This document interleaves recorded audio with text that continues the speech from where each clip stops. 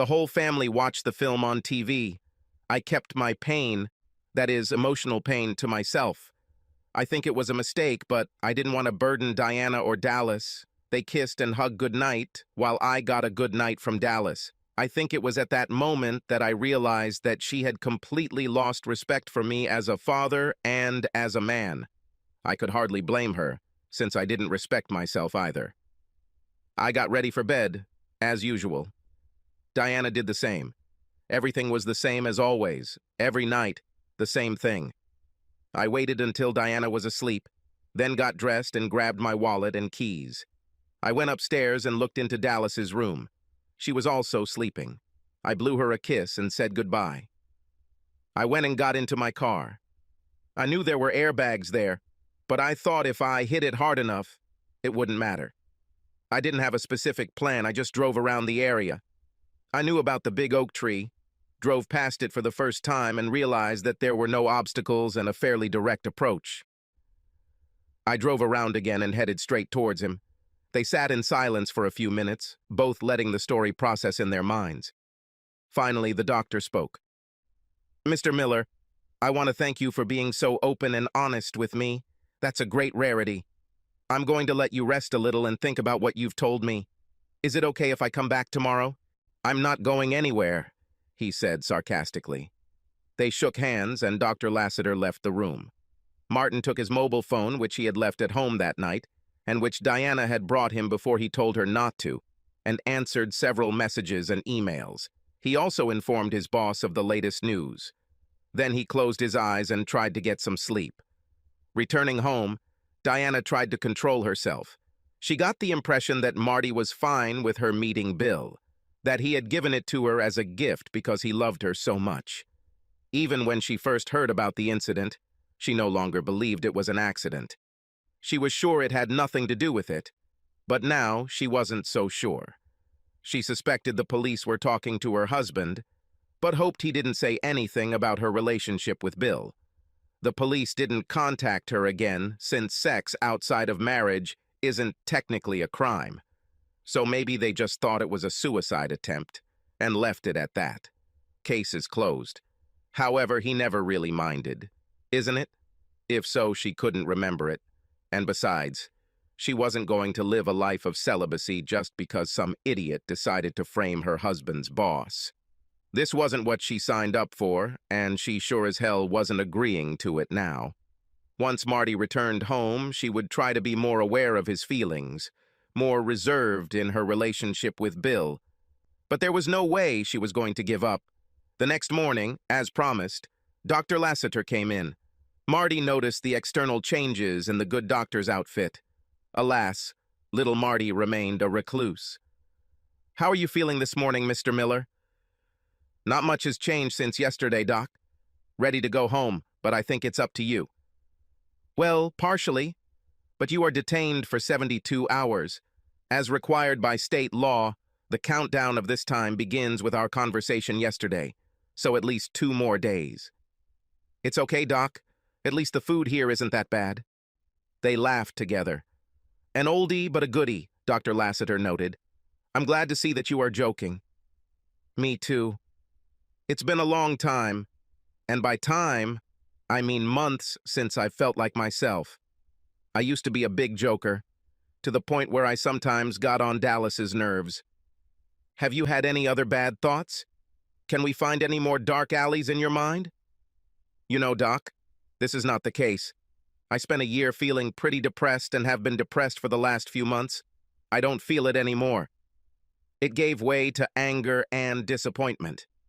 Disappointed with Diana and Dallas, of course, more with Diana, but mostly disappointed with myself for not standing up for myself, for not letting my wife know that what she was doing was unacceptable. Do you intend to take this position now? Undoubtedly. While I admit I'm tempted to just get a divorce, I have to accept some of the blame for letting her get over me. But if she agrees to stop seeing Bill, then I'm ready to see a counselor and try to repair our marriage. I can appreciate your determination, Mr. Miller. I rarely see such a turnaround happen so quickly. I had a lot of time to think while I was lying here before we met. I appreciate that you gave me the opportunity to express this, to tell someone about it. This allowed me to focus on my thoughts. Excellent, Mr. Miller, simply excellent. In that case, I'm going to finish today. I'll stop by tomorrow for one last chat, but I see no reason why you can't leave on schedule. I'm looking forward to it, Doc. Diana and Dallas were there to pick him up when he was released. If he was going to try to change things, he needed to start by acting as if things were going to change. The airbags were surprisingly effective, much more effective than Marty expected. The worst part was the concussion he suffered, which required him to spend a lot of time resting and relaxing in the dark. The TV was turned off and some soft music was playing in the background. His wife and daughter fawned over him. Everything was fine for a little over a week until Diana announced that she needed to go shopping. "No," Marty said calmly. "What?" Diana answered, confused. "Marty, there are things we need, including some of your healing creams. Make a list for Dallas. She can go." "Why are you dragging me into this, Dad?" "Besides, I have plans to see Bradley."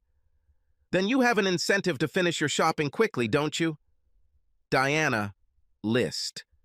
"This is funny, Martin. You can't just come home and turn everything upside down. Dallas has plans, and I go to the store, and that's final." "Are you taking me for a fool, Diana?" "Fool? No, Marty, of course not. Why are you asking about this? You think I don't understand that these shopping trips are an excuse to see Bill? I never forgot to come home with groceries, Martin. Never. Yes, and this is an excellent cover, but you've been gone too long, and not only that, but I can see it in you. In your eyes when you don't look at me. In your clothes when they don't look quite right. In your makeup, it's always a little different. At least you spent some of your time with Bill, and that won't happen anymore." The shock in Diana's eyes was obvious, and Dallas suddenly felt a little more respect for her father. "Marty, please. We have already discussed this. Now I will do my best to be more careful.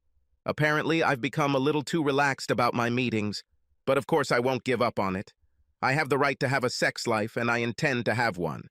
So our vows didn't mean anything? Leave everyone else? In sickness and in health? Well, that's part of the disease, and you don't leave others behind. But you will do it right now. You stop seeing Bill, and we go to a counselor to repair our marriage, or not. And I'll call the divorce lawyer on Monday. You won't do this, Martin Miller.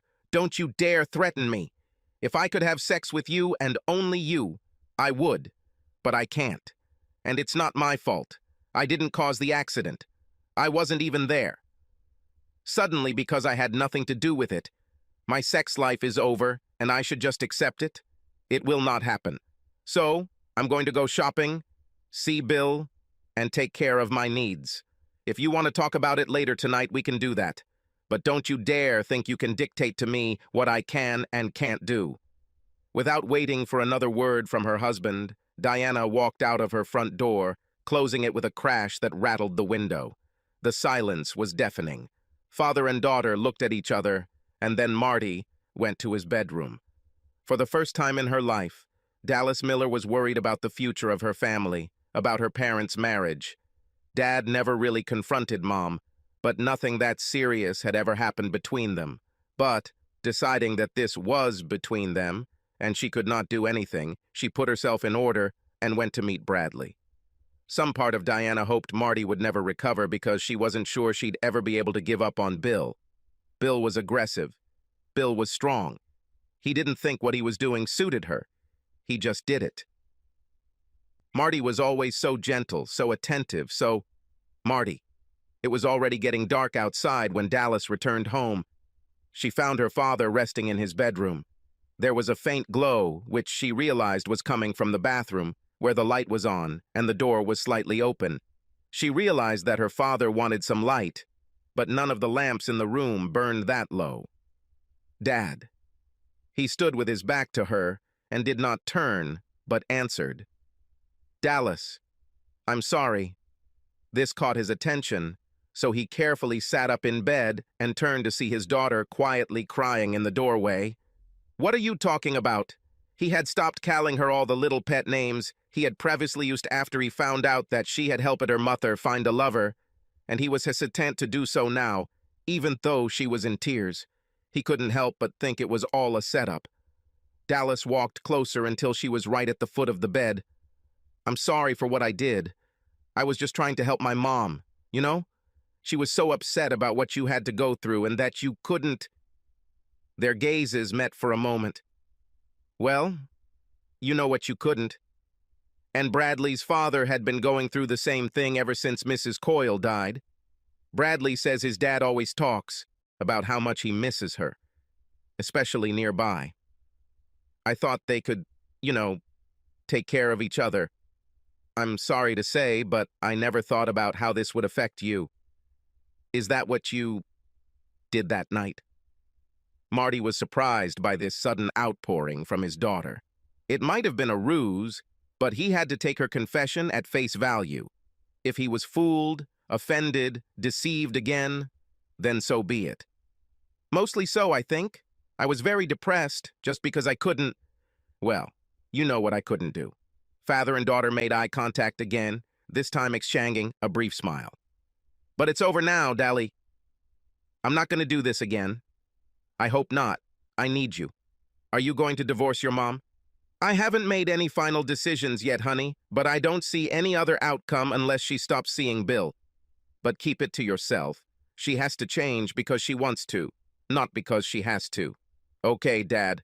I'm going to go upstairs. Oh, I broke up with Bradley tonight." Marty tried to keep the smile off his face. He had never particularly liked the boy, but this surprised him because she seemed to have a crush on him, or was in love. "Why?" Marty asked, interested in this turn of events. "Because," Dallas began, then paused to think. "Because my dad once told me that he wasn't good enough for me, and I finally realized that he was right. I finally realized that my dad was right about a lot of things." A smile appeared on Marty's lips as he realized that his little girl had grown a lot today. Dallas walked up to her father, hugged him, and realized that it was the first hug they had shared in a very long time. They finally pulled away, smiled at each other, then Marty watched as Dallas silently left the room and went upstairs. Before Marty heard his daughter's bedroom door close, he heard Diana chirp as she locked her car. The good feelings that had just filled him with joy disappeared in an instant. He lay down again and closed his eyes.